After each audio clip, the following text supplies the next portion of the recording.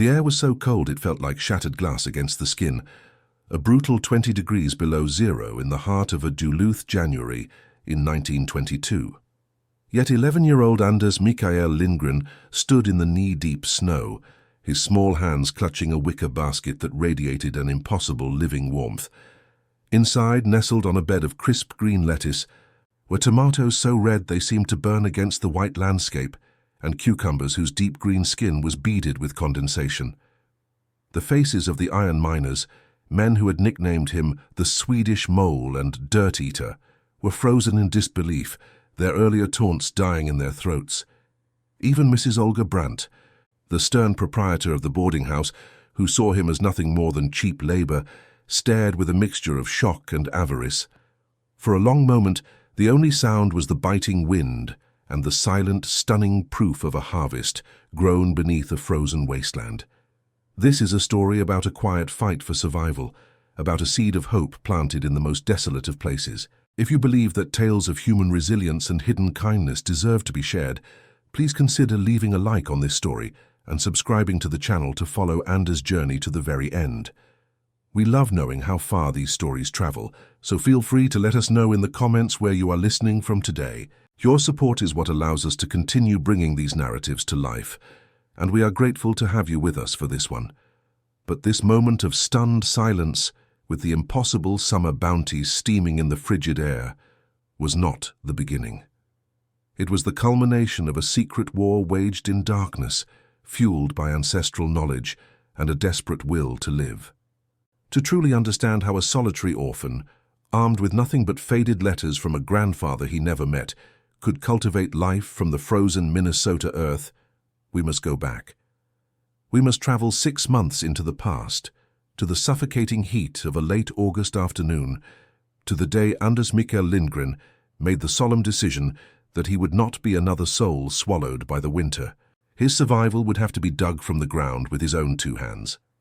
The August air that settled over Duluth in 1921 was a thick, humid blanket, heavy with the scent of coal smoke from the ore docks and the damp, earthy smell of the nearby woods. For 11-year-old Anders Mikael Lindgren, this oppressive heat was just a different kind of suffering, a prelude to the lethal cold that he knew was coming. His world was confined to the 4 decaying walls of Brandt's lodging for iron miners, a place where hope went to die.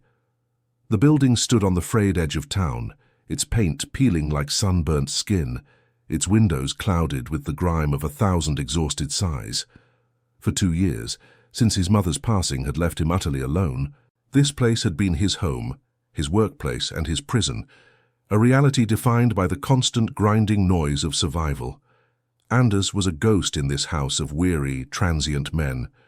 Small for his age, with pale hair that often fell into his eyes and hands raw from lye soap and splintered wood, he moved through the dim hallways with a practiced silence. His existence was a litany of chores that began before the sun rose and ended long after it had set. He was the one who hauled the heavy buckets of coal to feed the furnace in the cellar, his thin arms straining with each step. He was the one who scrubbed the thick mud and ore dust from the floorboards, the one who washed the endless mountains of greasy plates left by miners too tired to care. He was less a boy and more a function of the house itself, an unseen cog in a machine that ran on misery and cheap labor, easily overlooked and just as easily replaced. The proprietor of this bleak establishment was Mrs. Olga Brandt, a German widow whose face seemed permanently set in a scowl of grim disapproval. She was not a woman given to overt acts of cruelty, but rather to a methodical, soul-crushing exploitation that she saw as simple economics. The county paid her $2 a month for Anders's keep, a sum she was determined to extract tenfold in labor. She watched him with the sharp, calculating eyes of a merchant weighing grain, ensuring every ounce of his energy was spent in service to her boarding house. Her voice, a low and constant source of correction and complaint, was the soundtrack to his days, a constant reminder that his presence was conditional, his worth measured only by his utility. His life was a loop, a repeating pattern of exhaustion. The day would start with the shock of cold water from the pump as he washed his face in the pre-dawn dark. Then came the fire in the kitchen stove, the coffee for the miners, the endless cleaning. He learned to anticipate the needs of the boarders and his guardian without being told, a silent dance of servitude that offered the best chance of avoiding a sharp word or a denied meal. There was no school, no friends, no time to simply be a child. His muscles ached with a weariness that felt ancient, a fatigue that had settled deep into his bones. By the time he was allowed to retreat to his small cot in a drafty attic room, sleep was not a rest, but a brief, dreamless oblivion before the cycle began anew. The miners themselves were not intentionally malevolent, but their indifference was a weapon in its own right. They were large, rough men, their bodies hardened and their spirits dulled by the brutal work of extracting iron ore from the earth. To them, Anders was simply part of the scenery, a fixture as unremarkable as the rickety chairs they sat on. They called him the Swede, or Boy, never bothering to learn his name. They would step over him as he scrubbed the floors, their heavy boots leaving fresh tracks on the wet wood, never offering a word of acknowledgement. He learned to make himself small, to be unobtrusive, to exist in the margins of their world, where he was less likely to draw the casual ire born of their own deep exhaustion and despair. Hunger was a constant, gnawing presence in his life. He subsisted on the scraps left on the miners' plates, a cold piece of potato, a crust of bread, a spoonful of congealed gravy. He would watch from the kitchen doorway as Mrs. Brandt sat down to her own warm, plentiful meals, the aroma of roasted meat and fresh bread a form of torture.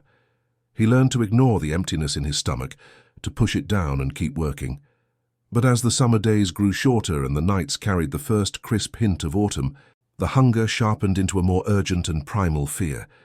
He had heard Mrs. Brandt muttering about the cost of food in the winter, her eyes glancing his way. He understood the unspoken threat. When resources became scarce, the least valuable mouth would be the first to go unfed. His only refuge, his only possession that truly belonged to him, was a small, battered wooden trunk tucked under his cot.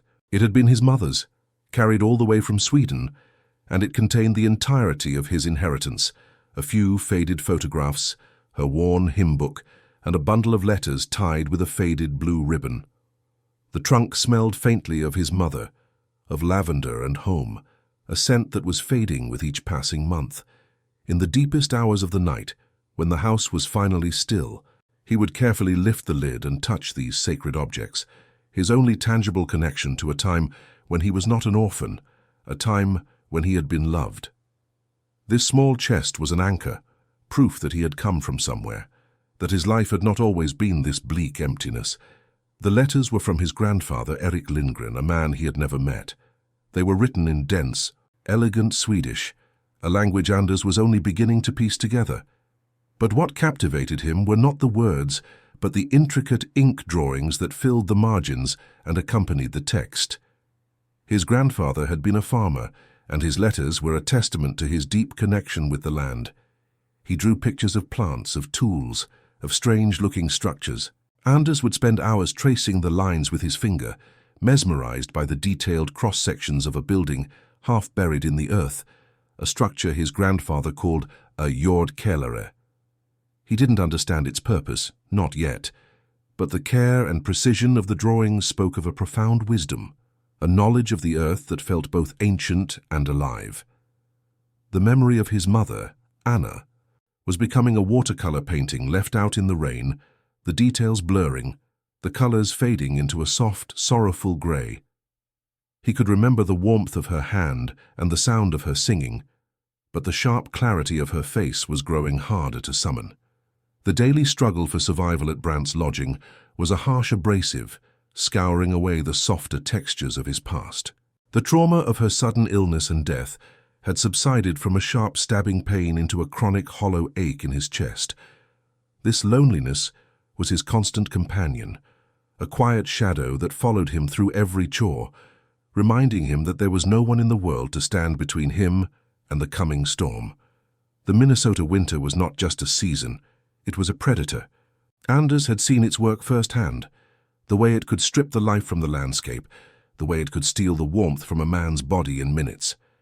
He felt an icy dread coil in his stomach whenever he thought of the coming snows. His coat was thin, his boots were worn through at the soles, and he knew they offered little protection against the biting winds and sub-zero temperatures that would soon descend upon Duluth. Mrs. Brandt's threats, once just background noise, now echoed in his mind with chilling clarity. "A useless mouth," she had said, "doesn't get fed when the snow flies." He knew with a certainty that terrified him that he was that useless mouth. One evening in late August, after being berated for taking too long to haul in the firewood, a quiet shift occurred within him. He sat on the floor of his attic room, the moonlight striping the floorboards, and for the first time he looked at his grandfather's drawings not as a memory but as a message. He stared at the intricate diagrams of the earth cellar, at the notes on soil temperature and insulation, at the sketches of green plants thriving under a glass roof, while snow blanketed the ground outside. A new feeling began to push through the fear and resignation, not quite hope, but the first flicker of a defiant, desperate idea. The letters were not just a connection to his past. He was beginning to understand that they might be the key to his future, a blueprint for survival, written in a language of soil, stone, and sunlight. The shift from summer to autumn was not a gentle transition that year. It was a sudden, sharp turning of a page. The oppressive humidity of August was scoured from the air by a series of northern winds that swept down from Canada, leaving behind a sky that was a brighter, colder blue. The sun, which had been a relentless weight, now cast long, weak shadows even at midday, and its light seemed thin and brittle. Anders felt this change not just on his skin, but deep in his marrow. The scent of the world was different, a mixture of damp earth, decaying leaves, and the distant, clean smell of impending frost. For the other residents of Duluth, it was the familiar and welcome end of a sweltering season. But for Anders, every falling leaf, every gust of wind that rattled the window panes, was a tick of a clock counting down to a fate he was beginning to dread with an almost physical sickness. It was the sound of the world preparing for a siege, and he knew with the instinct of the vulnerable that he was the one who would be left outside the gates. His growing anxiety soon found a focal point in the actions of Mrs. Brandt. Her usual grim demeanor began to sharpen, her parsimony honing itself to a razor's edge. Anders noticed her spending more time in the pantry, a small musty room in the back of the kitchen, where she kept the sacks of flour, potatoes, and salted meat. He would see her through the cracked open door, her lips moving in silent, furious calculation as she counted jars of preserves and measured the depth of the pickle barrel with a wooden stick. Her scrutiny of him intensified, especially at mealtimes. As he ate his meager portion of leftovers, he could feel her eyes on him, not with the usual dismissive annoyance, but with a cold, appraising stare. As if she were mentally converting each spoonful of stew, he swallowed into a column of figures in a ledger book.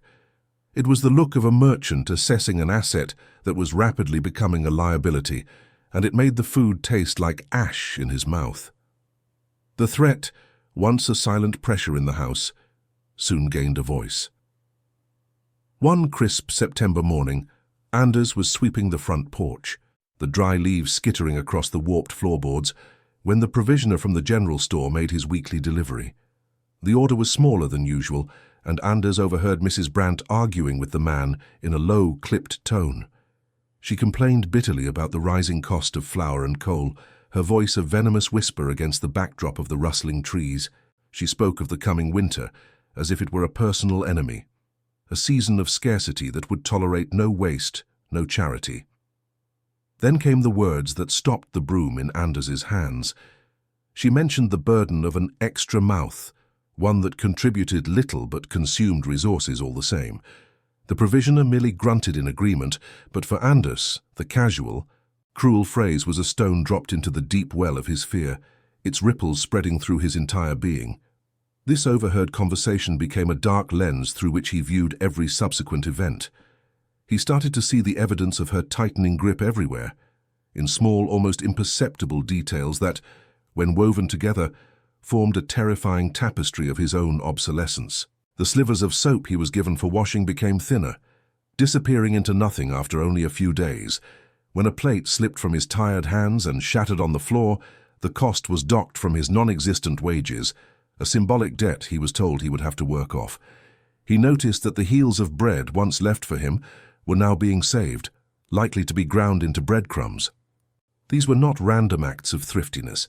They were a systematic and deliberate campaign of reduction, a slow and methodical erasure of his worth, preparing the ground for his eventual, complete removal from the equation of the household's survival. The miners, too, seemed to absorb the house's shifting atmosphere of austerity and anxiety. Their own lives were governed by the brutal calculus of the seasons, and they knew what a hard winter meant. Their rough teasing of Anders, once a form of careless background noise, now carried a sharper, more desperate edge. His silence and smallness, which had once rendered him almost invisible, now seemed to irritate them as if his presence were a constant, unwelcome reminder of their own precarious footing in the world. A misplaced boot or a slow response to a gruff request would earn him a shove against the wall, or a string of curses that felt more personal, more venomous than before. He felt the thin buffer of their indifference wearing away, leaving him exposed and raw to a more active hostility, the kind that arises when men are tired, cold, and afraid for themselves. The first true frost arrived overnight in late September, transforming the world into a landscape of silver and white. When Anders went to the pump in the pre-dawn darkness, the iron handle was so cold it burned his skin, and a thin, perfect sheet of ice covered the water in the bucket. That night, the wind howled around the corners of the lodging house with a new, predatory voice, and for the first time that autumn, the old furnace in the cellar was fired up. Its groaning and rattling became the new heartbeat of the house, a constant metallic reminder of the battle being waged against the encroaching cold. For Anders, huddled on his thin cot in the attic, the cold was more than a physical sensation.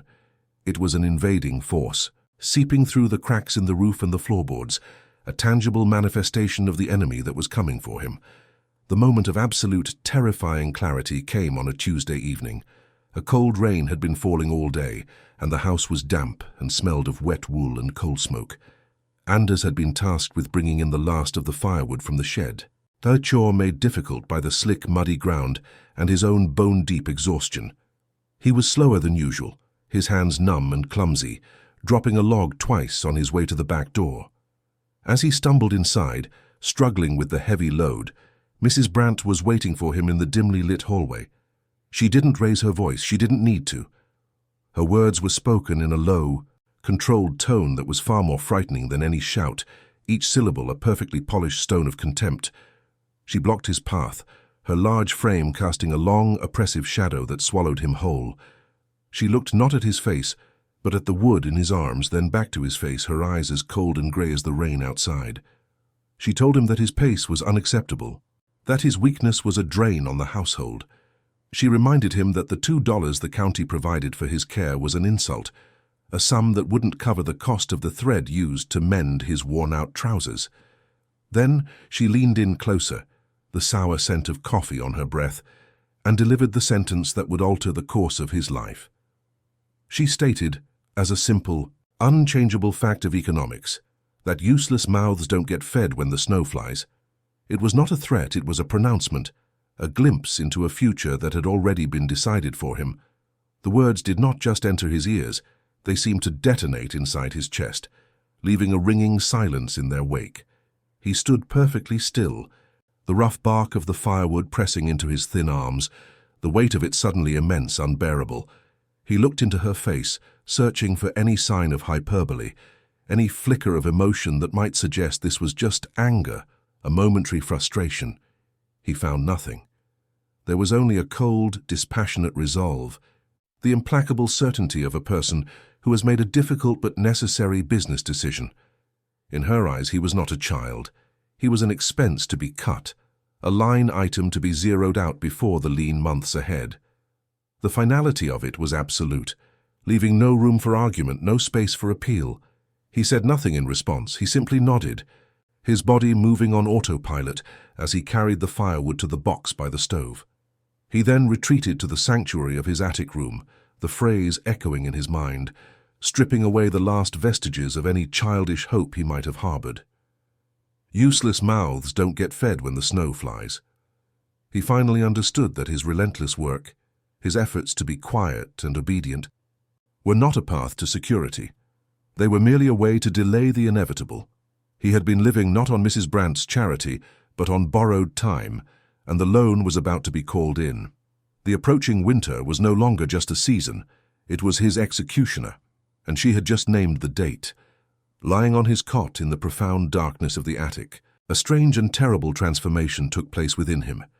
The terror of his situation did not recede, but it was joined by a new feeling, something cold and hard and clear.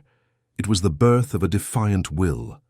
The world had shown him its indifference, its casual cruelty, and had declared him expendable. He could either accept that verdict, or he could fight it. His gaze, accustomed to the dark, found the familiar shape of the small wooden trunk beneath his cot. It was more than a collection of memories now. It was an arsenal. The threat meant to break his spirit had instead forged it into something new, something resilient. He would not be a useless mouth. He would not be another soul swallowed by the Minnesota winter.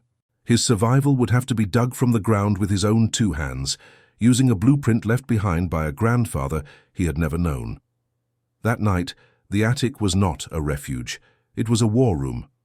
Mrs. Brandt's words, cold and final, had acted like a chemical agent, transforming Anders's fear from a liquid, amorphous dread into a solid, sharp-edged resolve. He would not wait to be starved out. He would not be discarded like a broken tool. Lying on his cot, staring into the oppressive darkness, he made a decision that was not born of logic or careful consideration, but from a deep, primal instinct to live. He rose from his bed and quietly pulled the wooden trunk from its hiding place. He lifted the lid, but this time he did not touch the photographs or his mother's hymn book. His hands went straight to the bundle of letters from his grandfather. He was no longer seeking the comfort of the past. He was searching for the tools to build a future. The elegant Swedish script and the intricate ink drawings were no longer mementos of a life he never had. They were a blueprint, a manual for survival, and he would follow them as if his very life depended on it, because he now knew with absolute certainty that it did. The following weeks were a masterclass in clandestine observation and planning, conducted in the stolen hours between midnight and the first signs of dawn. While the house groaned and settled around him, filled with the snores of exhausted miners, Anders became a scholar of his grandfather's wisdom. He spread the letters across the dusty floorboards of his attic room, using the slivers of moonlight that pierced the gloom to study the diagrams of the Jordkelare. He traced the lines of the sunken walls, the angle of the glass roof, the notes on geothermal heat and insulation. He committed every detail to memory, translating the foreign concepts into a simple, actionable list. He would need a hidden location, a deep hole, stones for the walls, glass for the roof, and seeds to plant. His mind, once consumed with the simple anxieties of daily chores, was now alight with the complex architecture of his own salvation, a secret project that gave his miserable existence a powerful driving purpose. His days became a delicate dance of dual realities. To Mrs. Brandt and the miners, he was the same quiet, unobtrusive boy scrubbing floors and hauling coal. But inwardly, he was a strategist, his eyes constantly scanning, assessing, and calculating. He observed the patterns of the household with a new intensity, mapping the flow of life within its walls. He learned that the deepest, most reliable silence fell between midnight and 4 in the morning, a 4-hour window where the world belonged only to him. He scouted his location during his trips to the woodshed, finding a 10 by 15-foot patch of forgotten earth behind the structure. It was a perfect hiding spot, completely obscured from the windows of the main house by the shed on one side and a dense, thorny thicket on the other. It was a piece of land no one looked at, no one cared about, and soon it would be the foundation of his entire world. The first and most daunting challenge was acquiring the glass for the roof, a resource far beyond his reach. Providence, however, appeared in the form of destruction. A few blocks from the lodging house, an old abandoned warehouse was being demolished. This became his first true test, his point of no return. For 3 consecutive nights he slipped out of the house, his heart a frantic drum against his ribs. He moved through the shadows like a ghost, his small frame an advantage in the darkness. At the demolition site, he worked with a desperate, silent urgency, carefully prying a dozen large, intact window panes from their rotting frames. Each pane was heavy and awkward, and the journey back was a slow, agonizing ordeal, his muscles screaming with the effort. He carried them one by one, hiding his precious illicit treasure under the loose floorboards of his attic room, a secret layer of hope beneath his feet. With the glass secured, he turned his attention to the stones needed for the insulated walls. He knew that digging for them near the house would create a suspicious pile of earth and rock. His solution required sacrifice and a quiet act of diplomacy. He had noticed a younger boy from a neighboring farm whose daily chore was to clear the endless supply of stones from a fallow field. Anders approached him one afternoon, his proposal simple and direct. He would trade his daily portion of bread, the meager scraps he relied on to survive, if the boy would simply leave the cleared stones in a designated pile at the far edge of the woods. The boy, eager to be rid of the tedious task, readily agreed. And so, for weeks, Anders endured a sharper hunger, converting his own sustenance into the raw material of his future, slowly amassing a hidden cairn that grew stone by precious stone. The final component was the most vital: the seeds. He had managed to save 87 cents over 2 years, a tiny fortune accumulated from the rare lost coins he found while sweeping. He clutched them in his hand as he walked into the local general store, the bell above the door announcing his small, nervous presence. The owner, Mr. Stanislaw Kowalski, was an elderly Polish immigrant with a kind, weary face. Anders, too shy to explain his grand vision, simply pointed to the packets of seeds for tomatoes, cucumbers, and lettuce. Mr. Kowalski looked from the seeds to the boy's determined face, then to the few coins in his palm. He saw not a customer but a fellow survivor.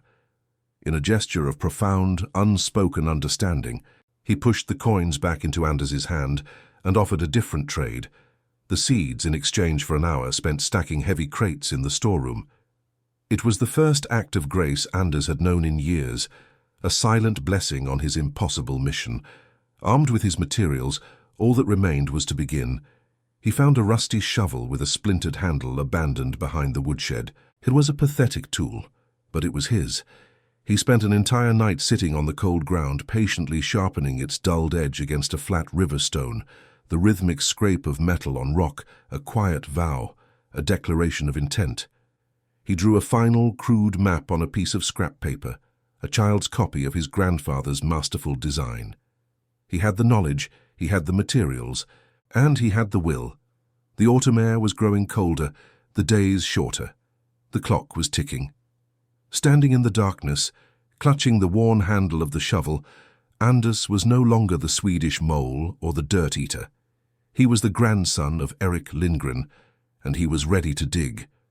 The digging began in the dead of a moonless September night, a clandestine act of rebellion against a predetermined fate. The rusty shovel felt alien and heavy in his hands, its splintered handle a landscape of tiny daggers against his palms. His first cut into the earth behind the woodshed was a silent declaration of war. The soil was still forgiving from the summer rains, yielding with a soft, tearing sound that seemed impossibly loud in the stillness. He worked with a desperate, frantic energy, his thin body coiled with a tension that was part fear and part exhilaration. Every scrape of the metal blade against a buried stone sent a jolt of panic through him, a sound he was certain could be heard all the way inside the sleeping house. He wasn't just moving dirt. He was excavating a future, digging his way out of a grave that had not yet been filled, his only light the faint dusting of stars overhead. The air was cool and smelled of damp soil and decaying leaves, the scent of a world preparing for a long sleep he was determined to outlast. A grim rhythm soon established itself, a nightly ritual of pain and progress measured in bucketfuls of earth. Between the hours of midnight and 4, Anders would slip from his cot and become a creature of the dark, his world shrinking to the 10 by 15-foot rectangle he had marked out. The initial blisters on his hands broke, bled, and hardened into thick calluses that felt like leather. A deep, permanent ache settled into his lower back and shoulders, a constant, burning reminder of the secret weight he carried. He moved with a methodical, almost trance-like focus, filling a small coal bucket with dirt, hoisting it out of the deepening pit, and carrying it into the woods. There, he would carefully scatter the contents under the cover of the dense undergrowth, erasing the evidence of his labor piece by piece. This clandestine routine became his entire existence, a silent, exhausting prayer offered to the god of survival. a nightly descent into the earth that was his only hope of ever seeing the spring. As September bled into October, the earth began to fight back. The ground, once compliant, grew hard and stubborn as the first deep chills of autumn penetrated the topsoil. Each shovelful was no longer a simple scoop, but a violent, percussive battle. The blade would strike the compacted soil with a dull thud that vibrated up his arms and into his teeth, and he had to throw his entire meager body weight onto the handle to make any impression at all. The constant clatter of the shovel striking rocks became a source of acute paranoia, each sharp crack a potential betrayal in the profound silence. He often found himself pausing, stock still in the darkness, straining to hear any sound from the house, his breath held tight in his chest. The work was no longer just physically exhausting. It was a grueling, nerve-shredding ordeal, a nightly struggle against an opponent that grew stronger and more resistant. With every degree the temperature dropped. One night, the fear he held at bay finally materialized. He was waist-deep in the hole, wrestling with a particularly stubborn root, when he heard it, the distinct grating squeak of a window sash being raised in the main house. He froze instantly, the shovel falling from his numb fingers. He flattened himself against the cold, damp wall of the pit, his heart a wild bird thrashing against his ribs, convinced he was discovered. He could hear a man's low, phlegmy cough, a sound that seemed to hang in the frigid air forever. He waited for the shout, for the sound of the back door opening, for the heavy tread of boots coming to investigate. But after a long, agonizing minute that stretched into an eternity, the window scraped shut again. The silence that followed was immense, a profound and hollow ringing in his ears. He remained motionless for a long time, trembling not from the cold, but from the visceral, paralyzing terror of near discovery. By the middle of October, the pit was deeper than he was tall, creating a new logistical nightmare. It was no longer possible to simply toss the excavated earth out. For a day he was stumped, the project stalled, a fresh wave of despair washing over him. But desperation was a powerful catalyst for ingenuity. He remembered a length of old rope he had seen coiled in the woodshed, and an idea took shape. He fashioned a loop on one end to secure around the bucket's handle, allowing him to haul the dirt up and out from his position below. It was a clumsy, inefficient system that strained his already exhausted arms to their limit, but it worked. This small victory, this overcoming of a seemingly insurmountable problem with nothing but his own mind and a piece of discarded rope, felt monumental. It was a testament to his will, a small, hard-won piece of proof that he could perhaps truly pull this off. His secret could not last forever. One afternoon, two of the younger miners, taking a shortcut to the woods, stumbled upon his creation. Anders was at the bottom of the pit, and he looked up to see their surprised faces silhouetted against the pale grey sky. There was a moment of stunned silence. Then the laughter began, harsh and mocking.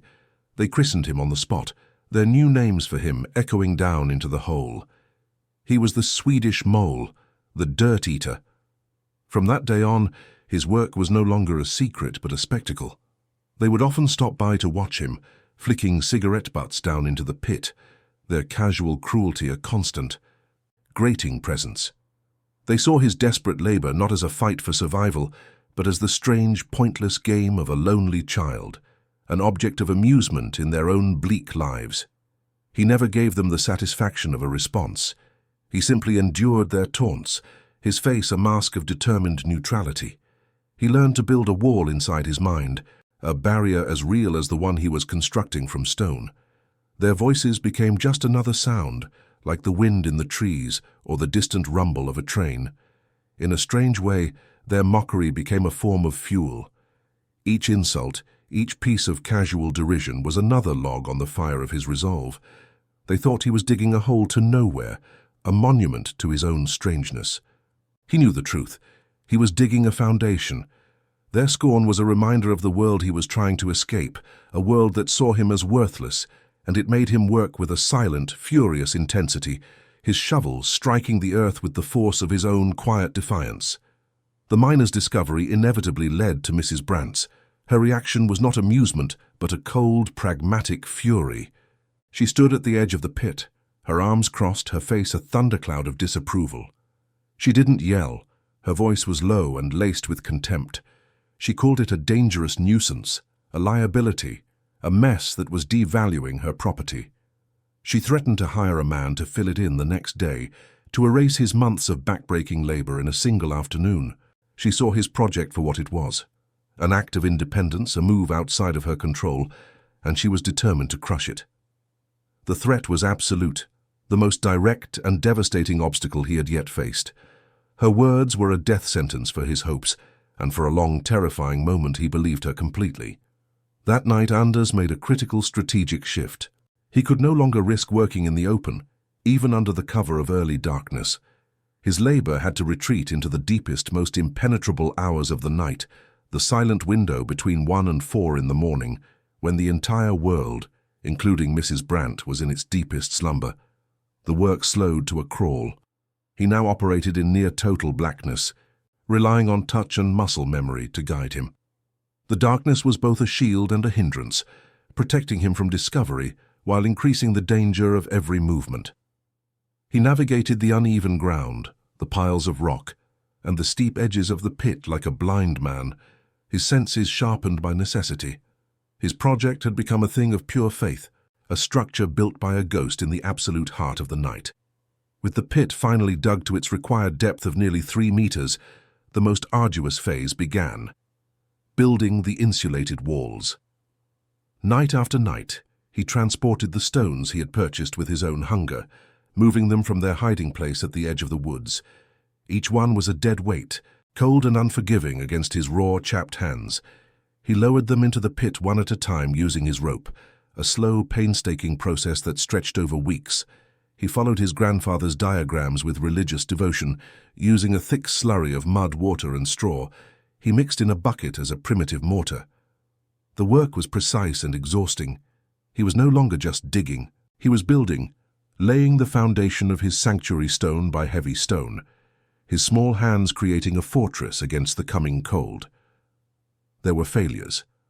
One night, a section of the wall he had just completed gave way with a sickening, low rumble, the stones tumbling back into the bottom of the pit. The sound was muffled by the earth, but to Anders it sounded like a cannon shot. He froze, his body rigid, listening for any sign that he had woken the house. There was only the sound of the wind. A wave of despair, cold and sharp, threatened to overwhelm him. It would have been so easy to give up, to sit down and weep. Instead, after the fear subsided, a stubborn resolve took its place. He climbed back into the pit and began the slow, grueling process of clearing the fallen rocks and rebuilding the wall, this time with more care, reinforcing it, learning from his mistake. His survival depended on it, and failure was not a permissible outcome. As November arrived, it brought with it the first flurries of snow, a delicate white warning of the blizzard to come. A new, frantic urgency seized him. The final piece of the puzzle was the roof. He worked with feverish haste, his fingers so numb with cold he could barely feel the hammer as he constructed the slanted wooden frame. The most perilous part of the entire operation was retrieving the dozen large glass panes from their hiding place under his attic floorboards. He moved them one by one in the dead of night, navigating the creaking stairs and silent hallways of the sleeping house. Each pane was a heavy, fragile sheet of hope. A single slip, a single loud crack, would not only destroy a precious resource, but would also bring his entire secret world crashing down around him. He fitted the last pane of glass into the frame as a proper snow began to fall, the flakes swirling in the darkness and melting on the surface. The world outside was disappearing under a blanket of white. He used the last of his mud and straw mixture to seal every seam, every tiny crack, turning his subterranean pit into a hermetically sealed chamber. When he was finished, he climbed down the small ladder he had built and pulled a makeshift wooden door shut behind him. For the first time, he stood inside his completed creation, a sunken, earth-sheltered refuge, almost invisible from the surface. The howling of the wind was suddenly a distant, muffled whisper. He looked up through the glass roof at the storm, at the endless cascade of snow, and felt not fear but a profound, bone-deep sense of peace. The contrast was staggering. Outside, the temperature was plummeting, the wind scouring the life from the landscape. But inside his Jordkellerer the air was still, cool and damp, holding the deep, steady warmth of the earth itself. It smelled of soil and stone and possibility. He had done it. He had taken the forgotten knowledge of his grandfather, the cruelty of his guardian, and the indifference of the world, and forged them into this small, impossible space. This was not just a hole in the ground. It was a fortress. It was a pocket of defiance carved directly out of the heart of the enemy. He was no longer the Swedish mole, waiting to be buried. He was a farmer, a builder, a survivor, and he was ready to plant his seeds in the dark heart of winter. With the final pane of glass sealed into place, a profound and defining silence fell over Anders's world. Outside, the first true blizzard of the season had begun its assault, a howling chaos of wind and snow that was actively erasing the landscape, burying the town under a suffocating blanket of white. But as he pulled the heavy, makeshift wooden door shut behind him and descended the small ladder into his subterranean creation, the storm ceased to exist.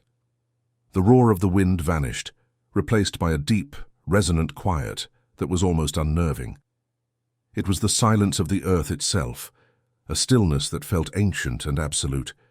He stood in the cool, damp air of the Jordkälare, the only sound the soft, rhythmic beat of his own heart, a survivor sealed inside the very fortress he had built to defy the enemy, raging just inches above his head.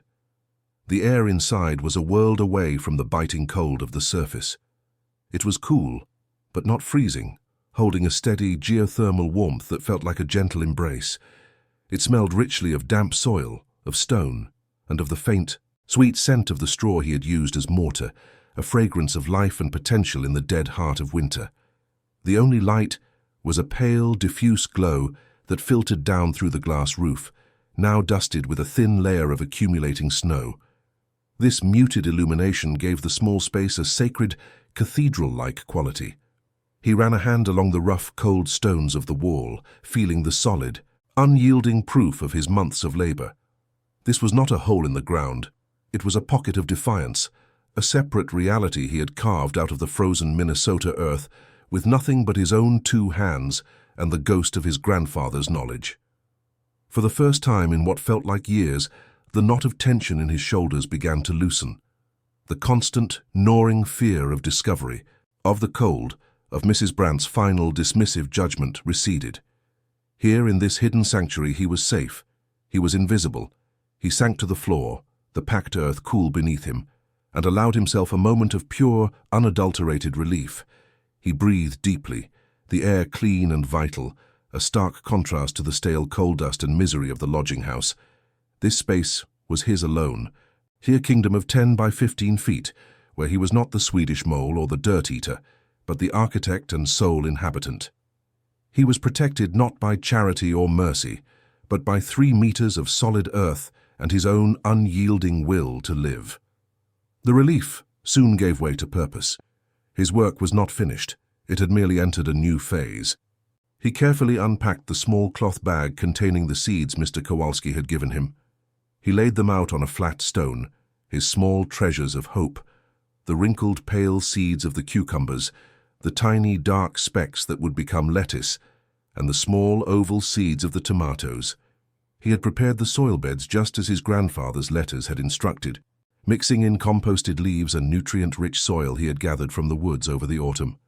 With a focus that was almost prayerful, he began to plant, pushing each seed into the dark, welcoming earth. It was an act of profound and desperate faith, a quiet contract made with the future in the dim light of his underground haven. The days that followed blurred into a new routine, a secret life lived in parallel to his servitude upstairs. Each night during the deepest hours of silence, he would slip out to his Jordkälare. He tended to the soil, watering it sparingly with melted snow, his breath fogging in the cool air. He would sit for hours simply watching the small patches of disturbed earth, waiting for a sign. The world above was a frozen hell, with temperatures dropping to 20, then 30 degrees below zero. The miners spoke of impassable roads and dwindling supplies. Mrs. Brandt's mood grew fouler with each passing day. But for Anders, his secret garden was a source of fragile, burning hope. It was a silent rebellion that grew more potent. With every day he kept his seeds warm against the killing frost. The first sprouts were a miracle. They pushed through the soil as tiny, impossibly green commas, a vibrant declaration of life against the oppressive monochrome of winter. He felt a surge of triumph so fierce it almost brought him to his knees. He nurtured them with a gentle, obsessive care, shielding them from any potential draft, ensuring they received every precious minute of the weak winter sunlight. The greenhouse became his entire universe. The slow, steady growth of the plants became the metric by which he measured time, the unfolding of their leaves a more reliable calendar than any printed page. He felt a connection to this place, to these living things, that was deeper than anything he had ever known. They were his responsibility, his children, his co-conspirators in the act of survival. By the middle of January, the plants were thriving, their green leaves a lush, defiant jungle in his subterranean world. But the true test was yet to come. The town was in the grip of a genuine food shortage, the supply lines completely cut off by the relentless snow and ice. The miners' talk was grim, full of hunger and anxiety. Anders felt his own hunger as a constant hollow ache, but it was now overshadowed by a different kind of anticipation. His plants were healthy, but they had yet to bear fruit. Doubt began to creep in during the long, dark nights. What if all this work was for nothing? What if the plants grew but never produced? The thought was a cold stone in the pit of his stomach, a fear almost as sharp as the one Mrs. Brandt had instilled in him. The discovery happened on a morning so cold, the air felt like shattered glass in his lungs. He was in the greenhouse, his daily ritual a comfort against the growing dread. He was inspecting the tomato vines, his fingers gently tracing their fuzzy stems when he saw it. Tucked behind a large leaf, almost hidden, was a small, perfect orb, no bigger than his thumb. It was mostly green, but at its base a faint, undeniable blush of red was beginning to spread, a tiny sunrise in the cool, dim light. He stopped breathing. He stared, unable to believe what he was seeing. It was real. It was happening. His grandfather's words, the ink on the faded pages, the months of back-breaking labor and constant fear, it had all led to this single tiny fruit. He didn't touch it. He simply knelt there on the earthen floor, his eyes fixed on that small promise of color. A wave of emotion, so powerful it made him dizzy, washed over him. It was more than relief, more than triumph. It was a profound sense of validation, a feeling that the universe, for once, had not been indifferent to his struggle. This was not just a tomato. It was proof that life could be coaxed from a dead and frozen world. It was evidence that the knowledge passed down from a man he never met could cross oceans and decades to save him. It was the first shot fired in his quiet war, and he knew with a certainty that warmed him from the inside out that he had already won. Over the next week, he watched as that first tomato ripened to a deep, vibrant crimson, joined by others on the vine. The cucumbers began to swell, their dark green skins glistening with life. The vision that had been a desperate fantasy now began to take shape as a concrete plan. He found an old wicker basket in the woodshed, cleaning it carefully. He was no longer just a survivor, hiding from the world. He was a producer, a harvester. He would not emerge from his refuge begging for scraps. He would emerge bearing a gift of impossible life, a summer bounty in the heart of a brutal winter. He began to plan the moment, the confrontation, the quiet, stunning revelation that had been growing in the darkness, waiting for its time to come into the light. The stunned silence that had fallen over the yard was a fragile thing, quickly shattered by the harsh realities of hunger and commerce. The miners, who moments before had been mocking specters, transformed into desperate customers. Their voices, rough and thick with accents from across Europe, tumbled out in a cacophony of offers. $1 for a single tomato, a price that could buy a man a full meal and a drink, was shouted from the back. Another man offered $2. They were no longer looking at a boy they called a mole. They were looking at a miracle, a source of fresh food in a town slowly starving, and their respect was measured in the currency of their desperation. Anders clutched the wicker basket tighter, the warmth of the produce a shield against the sudden, overwhelming onslaught of their attention. He had expected disbelief, perhaps even anger, but he had not been prepared for this sudden, transactional reverence, a shift so abrupt it felt like the world had tilted on its axis. Mrs. Brandt's shock, however, curdled into something far more dangerous.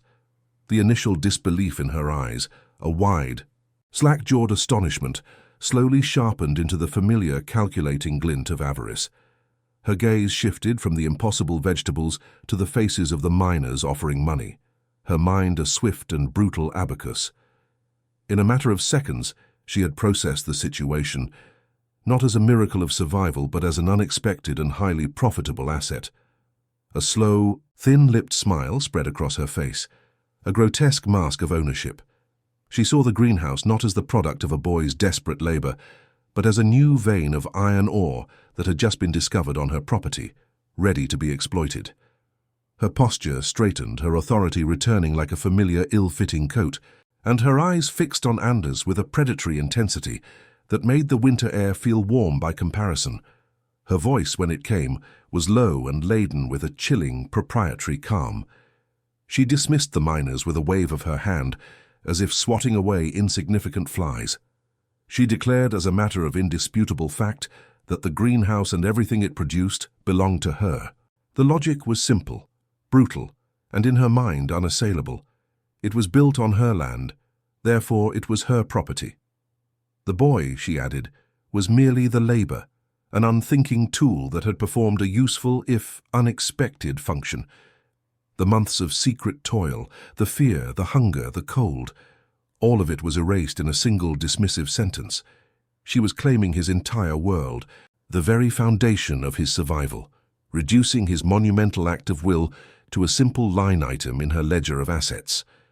She saw the fruits of his labor, and in them she saw only profit for herself. She took a heavy, deliberate step forward, her hand outstretched not to ask but to take.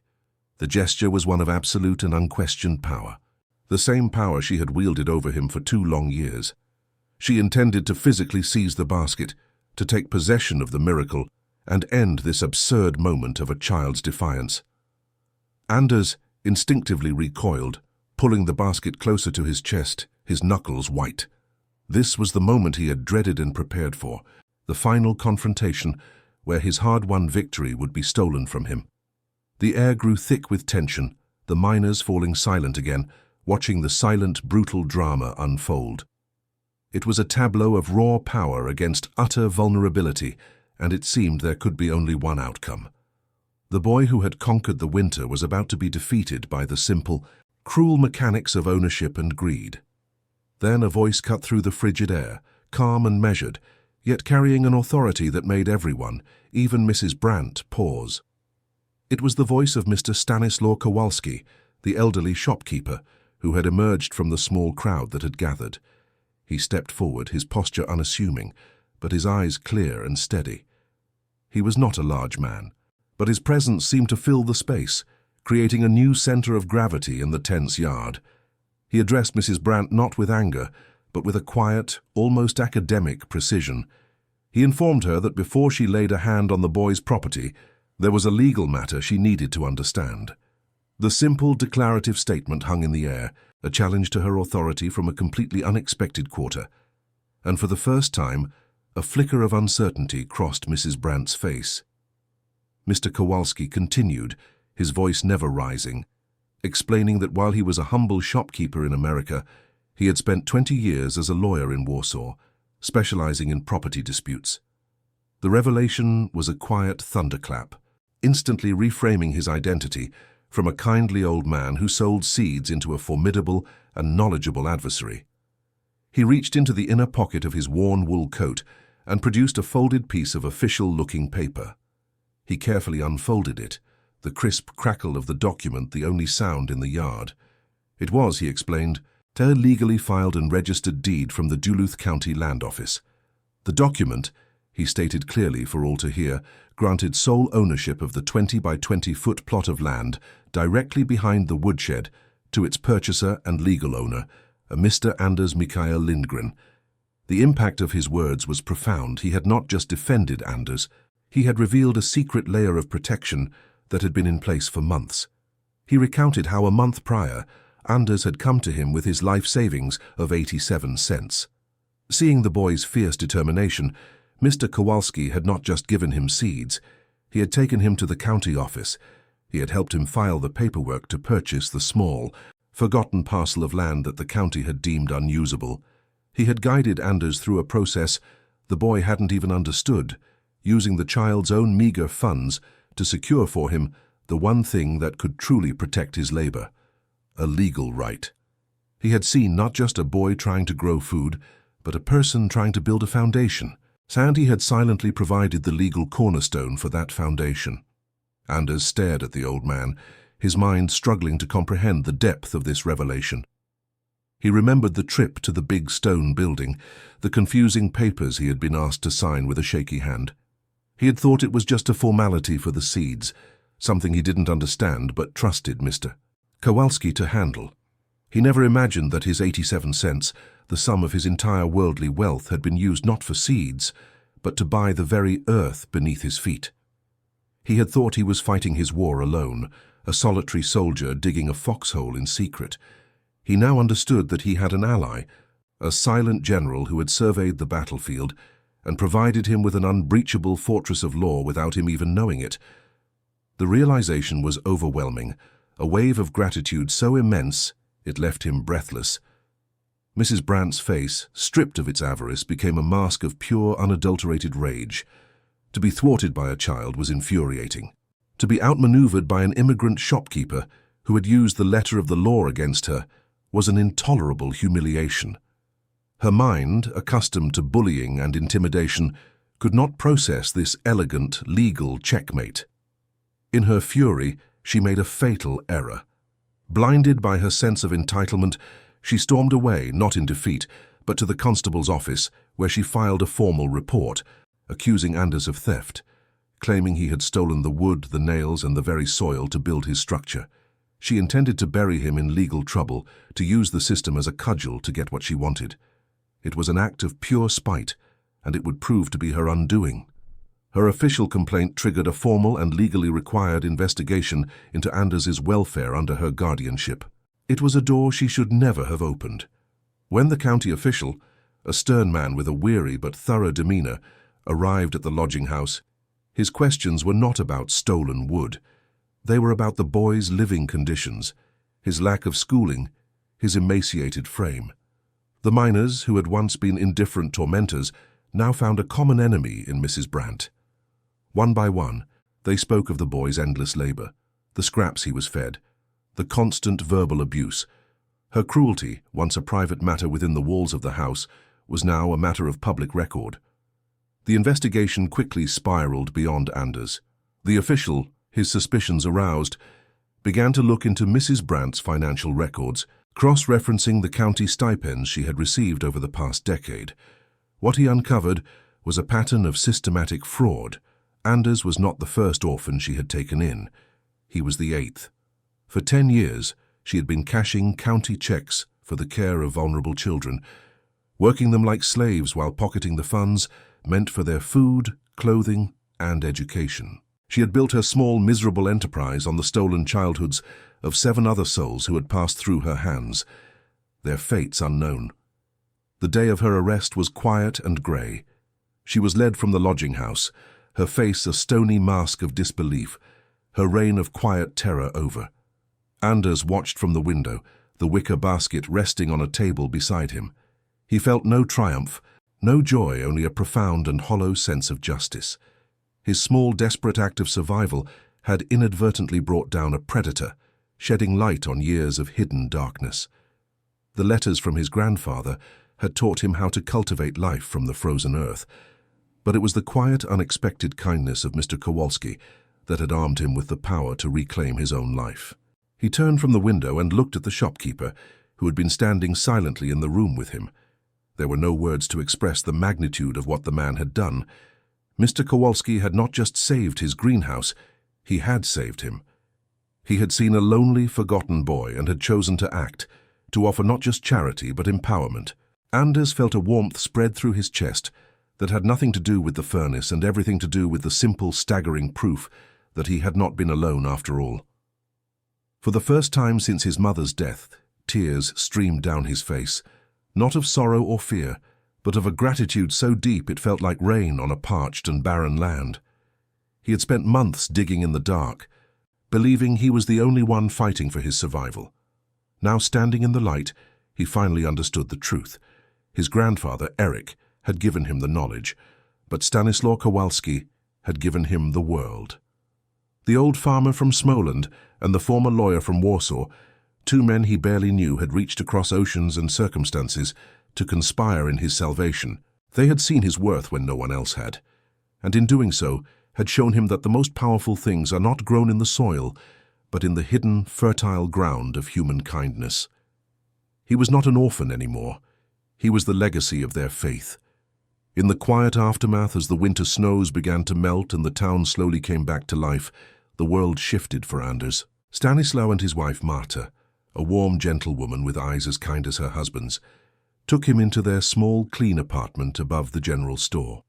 The transition from the bleak, oppressive atmosphere of the lodging house was like stepping from a dark cellar into the full light of day. His new life was filled with unfamiliar sensations: the smell of fresh bread baking in the morning, the feeling of clean sheets on a proper bed, the sound of quiet conversation instead of gruff commands. For the first time, he was not a function or a chore, but a person, a boy who was asked what he would like for dinner and whether he was warm enough at night. The Kowalskis, who had never been able to have children of their own, formally adopted him within a few months. The legal papers that made him their son were a different kind of deed, one that granted him ownership not of a small plot of land, but of a family.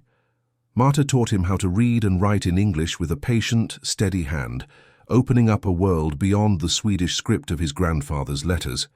Stanislaw spoke to him not as a child to be managed, but as a young man with a mind of his own, discussing everything from the news in the paper to the principles of law he had once practiced. He learned what it felt like to be seen, to be heard, and to be valued not for what he could do, but simply for who he was. The hollow ache of loneliness that had been his constant companion for years began to fill with a quiet, steady warmth. His underground greenhouse, the site of his desperate battle, became a local legend. The Duluth Herald ran a story about the orphan farmer, and soon people were coming from all over the county to see the impossible garden that had flourished beneath the snow. Anders, with Stanislaw's help, translated his grandfather's letters, and the newspaper published a series of articles detailing the construction and principles of the Jordkelare. That next autumn, inspired by his story, 15 other families, mostly immigrants struggling to make their way in a new land, built their own earth cellars. His personal act of survival had become a seed of community resilience, a shared knowledge that helped others weather the harsh Minnesota winters. His grandfather's wisdom had not just saved him, it was now feeding dozens of others. He never lost his connection to the earth. He finished his schooling, his mind sharp and hungry for the knowledge he had been denied for so long. He went on to attend the local technical college, where he naturally gravitated toward the study of horticulture. The boy who had learned to farm from faded letters in a desperate bid to survive became a man who understood the science of soil, the language of plants, and the delicate art of cultivation. He eventually became the head of the department, a respected professor who taught generations of students how to coax life from the challenging northern climate.